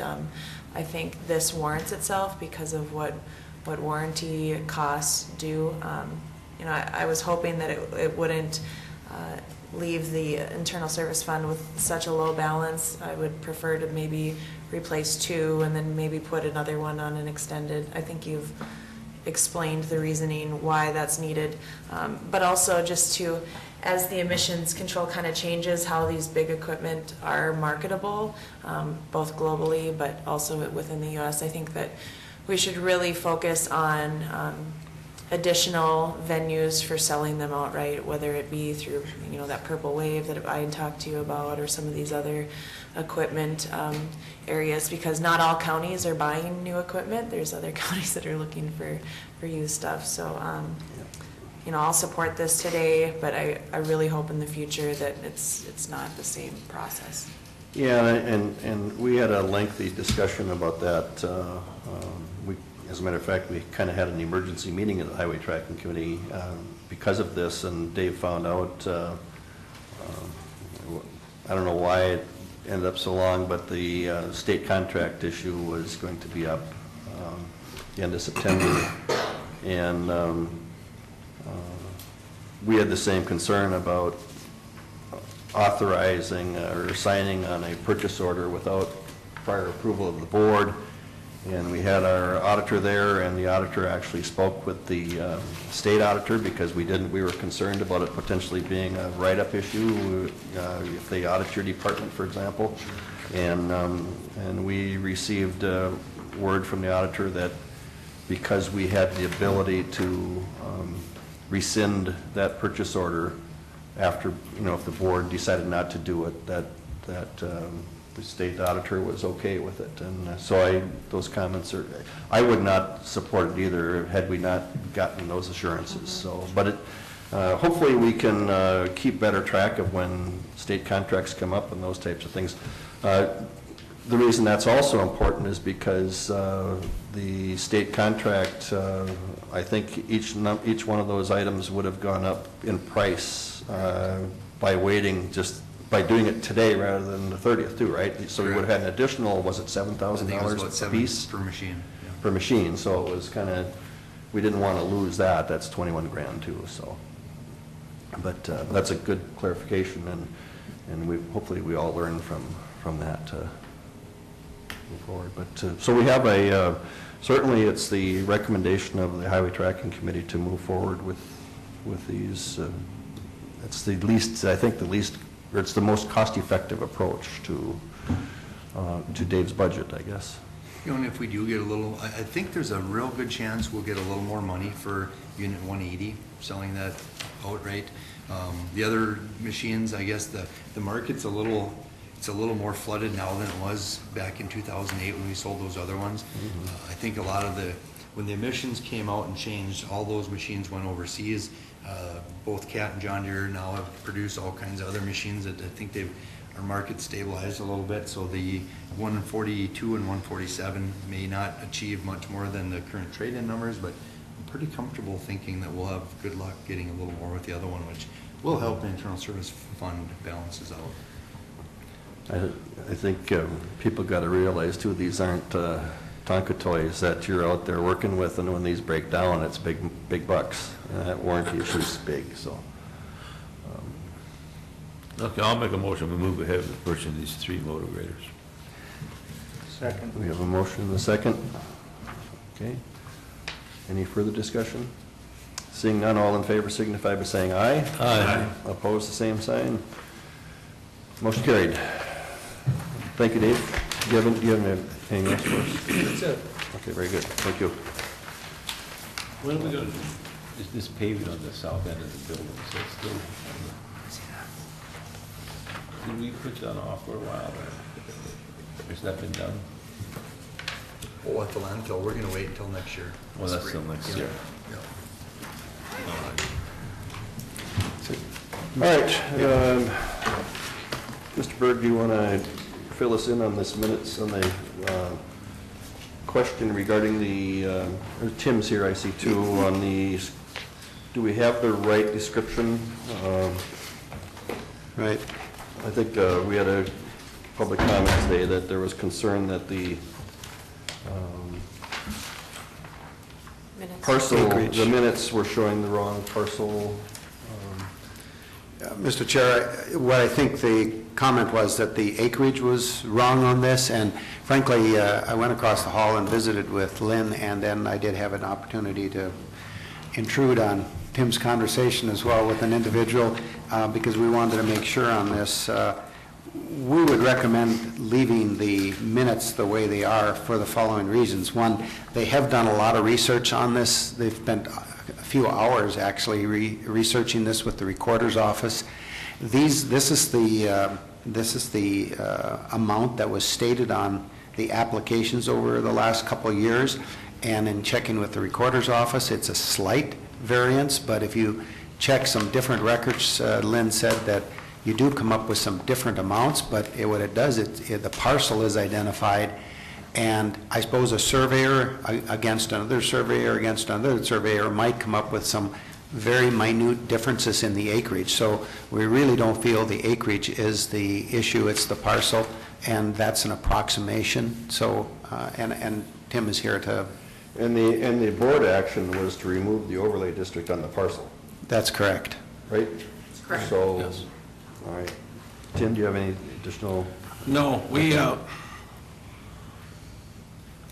well, over the course of the last 2 weeks, we've had a question about the acreage on this parcel, and Lynn's worked with a recorder, and they've drawn it out 2 or 3 different times, and they come up with a different number every time they do it. So the parcel is the parcel, whether it's 6.21 acres, whether it's 7.66 acres. The parcel is the parcel. I guess if we wanted to require them to have a survey done, to come up with an exact acreage. We could probably do that. We have not done that in the past for any, unless it's a new split. We've never required any survey to be done. The numbers that we use have come out of our system at one time or another, so. But the identifier township range is correct. The township range is correct, yes. I had 2 people call me about that. They apparently haven't read section township range lately, but yes, it's in the correct section township range.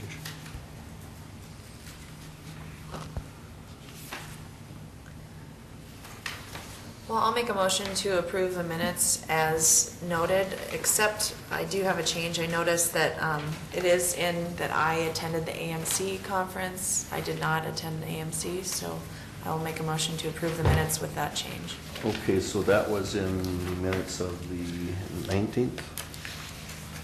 Because we're getting approval on 2 sets of meetings. Yep, on the 19th. Okay. All right, so we have correction on the minutes of the 19th, as noted. Do you have a motion? Second. And we have a second. Further discussion? Seeing none, all in favor signify by saying aye. Aye. Opposed, the same. Motion carried. Thank you, Tim.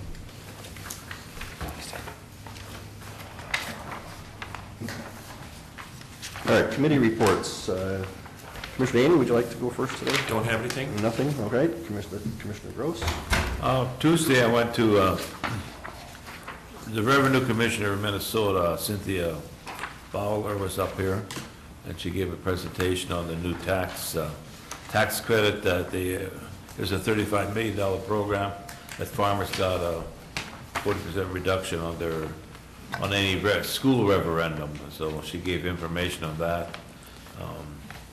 She talked about it also, a business tax credit that the first $100,000 of small businesses is exempt from taxes. So she gives a few updates on what the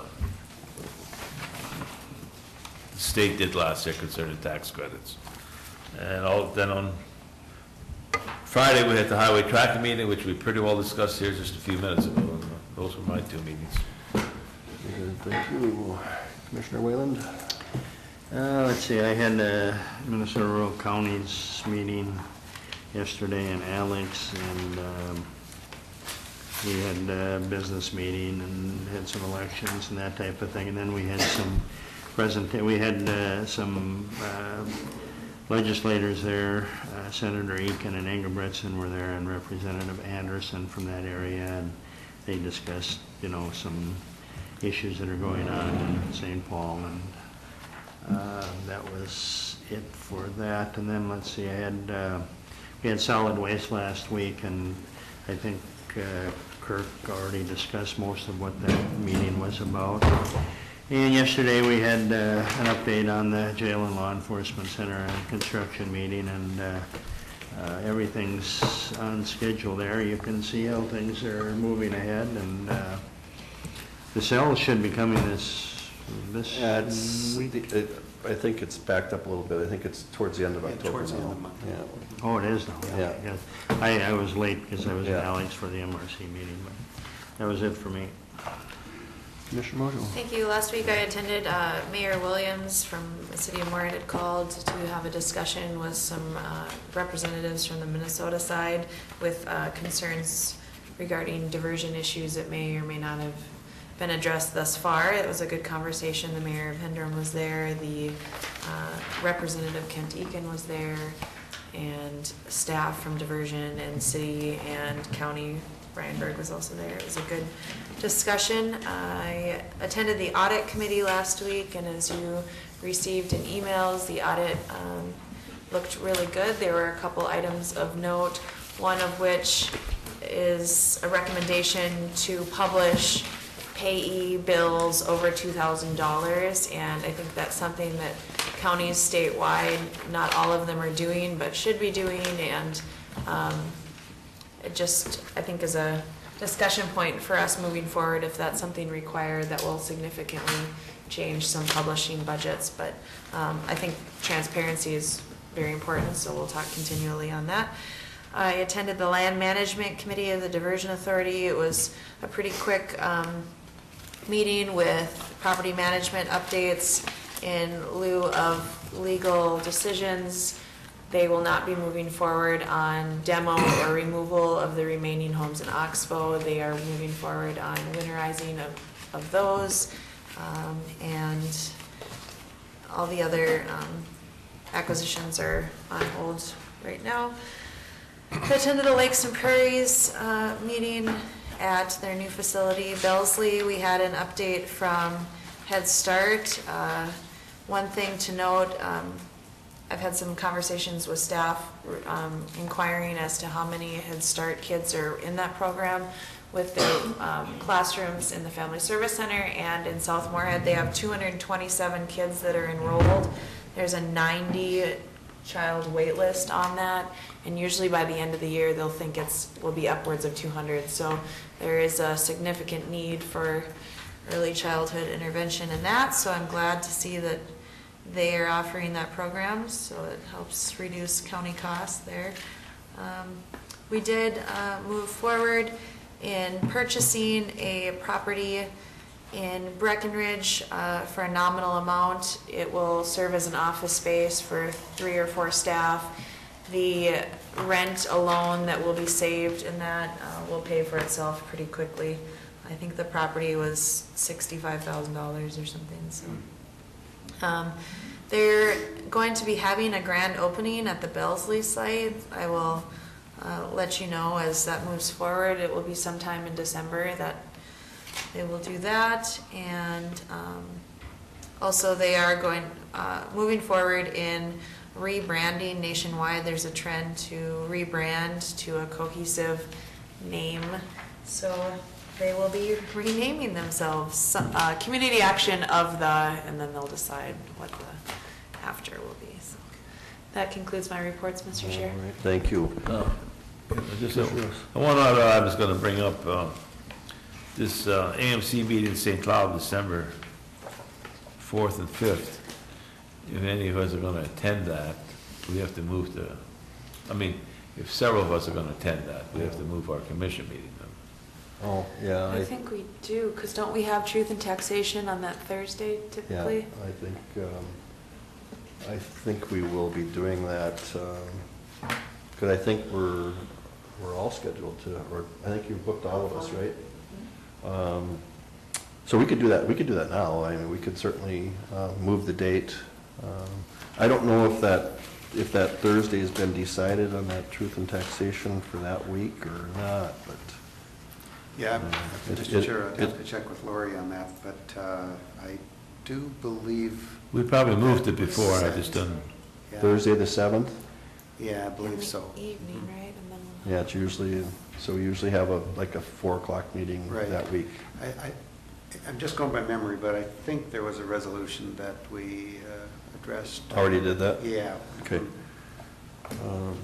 Well, we could even do it next week, right? Yes. We have time Yeah, next week. I'm thinking we probably did it because. Yeah, let's just get clarification. Thanks for bringing it up. I just didn't know whether we were signed up yet for this or. Yeah, Colleen has made reservations for all of us to attend that. So. All right, so I had last Tuesday afternoon, we did meet, and I know Commissioner Whalen was there as well, going over a template for a new agreement for the Regional Juvenile Detention Center. We had some discussions with Steve and with our county attorney's office, getting ready for that process. As you know, if we go forward with the remodel and the investment that's going to be involved with that, we're going to be asking all of our members to enter into a new agreement, which basically the old one will be rescinded, and it'll have all new language in it. So that process is being worked on, and with the hopes of having a preliminary review of that to bring to them on the 18th when we have our regional meeting. So that's just kind of a work in progress that needs to be done, because some of the language in there just won't apply under the new facility. Then on the Diversion Authority, we had the Public Outreach Committee meeting, and, you know, we were basically going over, based on the temporary injunction, what things can be done, what things can't be done, and what kind of communications are we going to do during that time period. Everything is, you know, you got to just be sure that we don't violate any of the court order. And then there was some discussion about the Major General Kaiser from the Corps is going to be here on the 11th of October, I believe it is.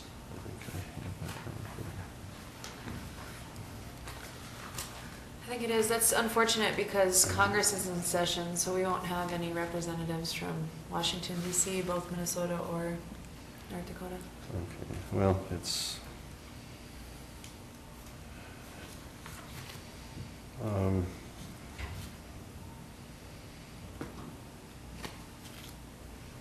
Okay, so that was on the public outreach, that's it. And then Commissioner Mojo gave the report on the land management. Again, it was kind of the same thing. It's basically discussions of what can and can't be done during the injunction. And then Thursday morning, we had the Solid Waste Advisory Committee meeting, and we've talked through most of those issues there. Regarding the single sort, Brett Rice has been working with our local colleges on mattress recycling, which is a good thing.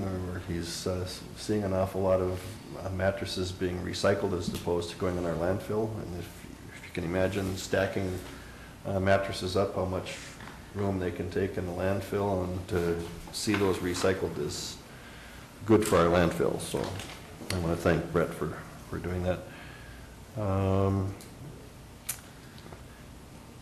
And then that afternoon we had the Flood Diversion Authority, and again, the same thing. It was going over information. We had a presentation from Jason Ellert, the president of the North Dakota Building Trades, and he said that they certainly are going to do everything they can to see this project go through. And he offered any of the Diversion Authority to go see their training facility for where they train people to be involved with business trades. I think that's on the 21st, I think, of October or something.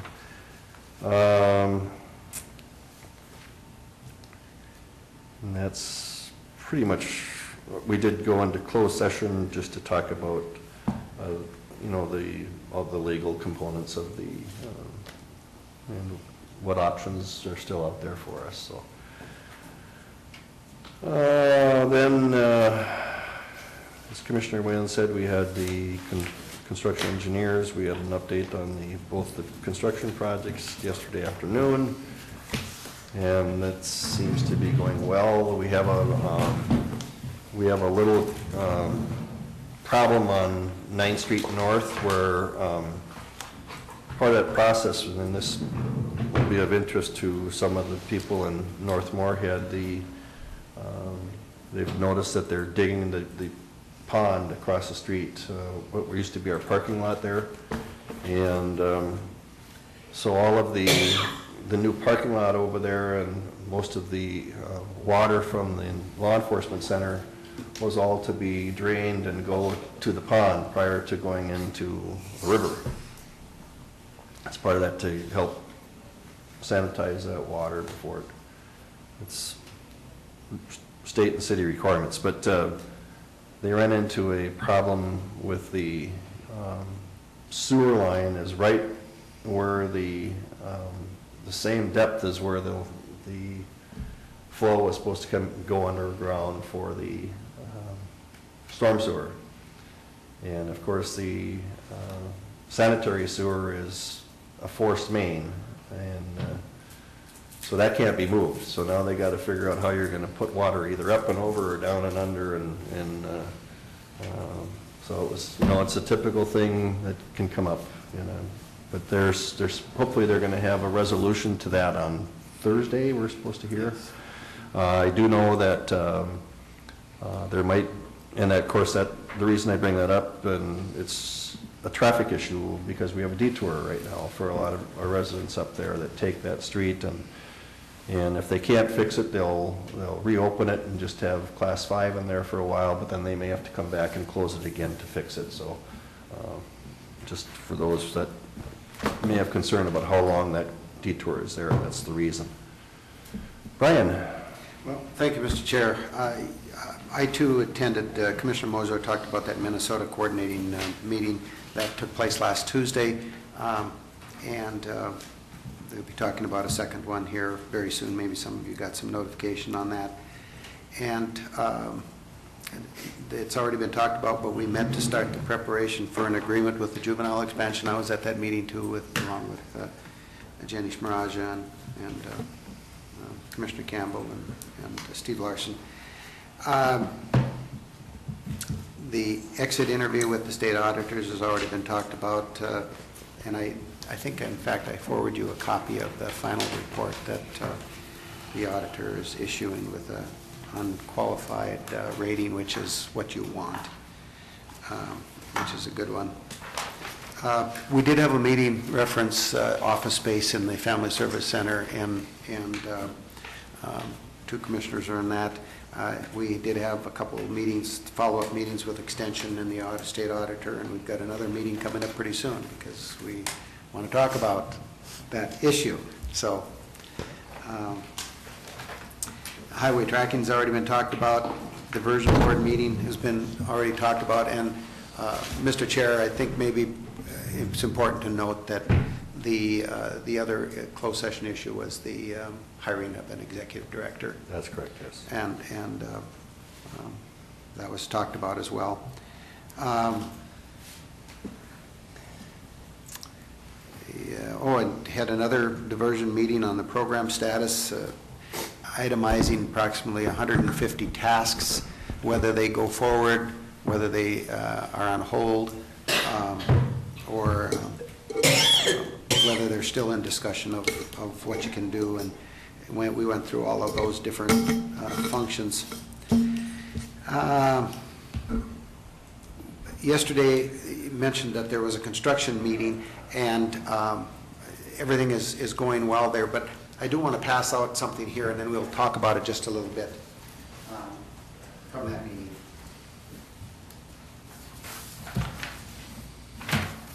Is that the heater? Yeah. Thank you.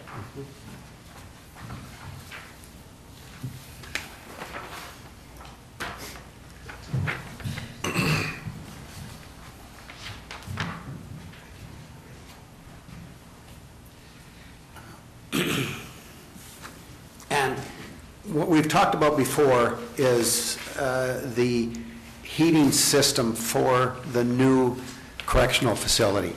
And what we intended to do, and still do, is to utilize the existing heating system that we have for the Family Service Center and the Juvenile Center and the maintenance building to tie in to that heating system for the new correctional facility. And I've talked in the past about the fact that with further review, that's a 46-year-old system, and they do need to put in some new boilers. So what I passed out before you, and we'd met in regards to the capital improvement, I think, committee on this probably a year ago or close to it, and then we've had several discussions in our construction meeting. And what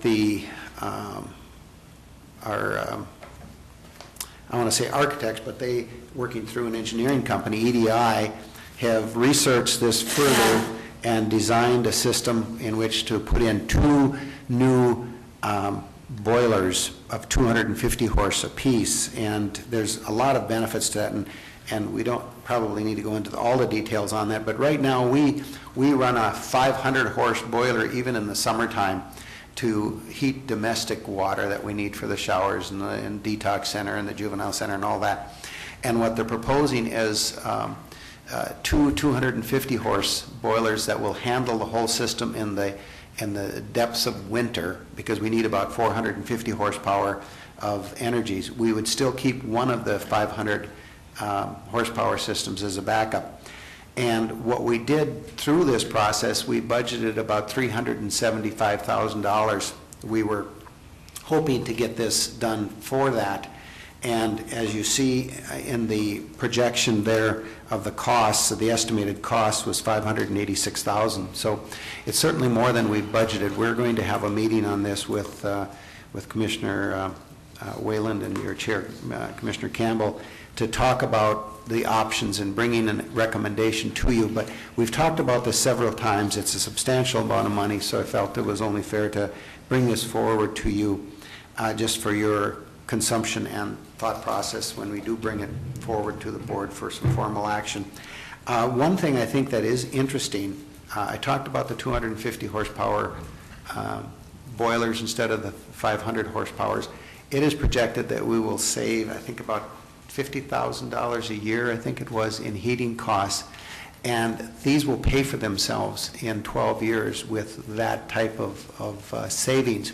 Plus you're adding about 82,000 square feet of space with it, meaning the correctional facility.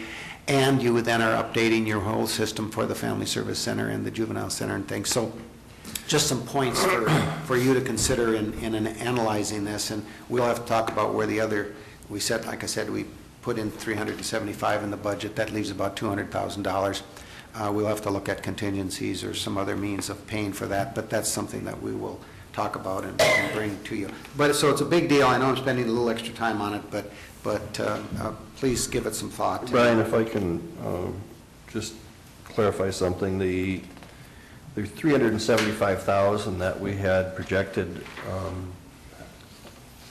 as a cost for this, at the time, the scenario that is being presented for $586,000 wasn't even an option. The two new boilers? Right. Right. That was never an option at the time. It's something after the fact that we learned that from looking at the whole life of it, it might be in our best interest to invest more, to save more in a long term. So that's why, going from 375 to 586, we're talking about a bigger upfront investment that would actually save more than what we had looked at before. For example, we had three options, or we came up, this was the third, we had two options before, and this wasn't one of them. Right. And this became option 3, which everybody in the committee felt should be the one that we should really look at because of the long-term benefits that you talked about, the $50,000 a year and so on and so forth. Right, yeah, and there's still some more evaluation that needs to be done. Yes, there's a lot more questions. Yeah. Okay, I had personnel evaluation, your veteran service officer, up to date on that. Construction meeting has already been talked about. Talked about the upcoming additional diversion meeting. And Mr. Chair, that about concludes my report. All right, I do want to just comment on something that at the very beginning of our meeting today, we had a citizen who was concerned about being notified regarding changes to, and one of the things that there's a process that we go through when we have changes, when we have public hearings, and there's a notification area, and all landowners within what is supposed to be the affected area based on our current guidelines is notified in writing of these meetings. And I apologize if this individual didn't get the notification, or if it needs to be looked at, are we notifying a large enough area? That could be the other issue that could be out there. But we do have a process. We do have a process for notification, and I'll leave it at that, I guess. But. Thank you, Commissioner. In addition to the individual letters that a property owner may receive if they're in the affected area, those hearing notices are also published in the county paper for the county at large. So this year, I believe it's the Barnesville Record Review. So all public notices of the county are published in the county paper as well. All right. Cleaning, So everybody is registered for December, so if somebody can't go, then we should let Colleen know. All right, we will be adjourned. The beginning of this.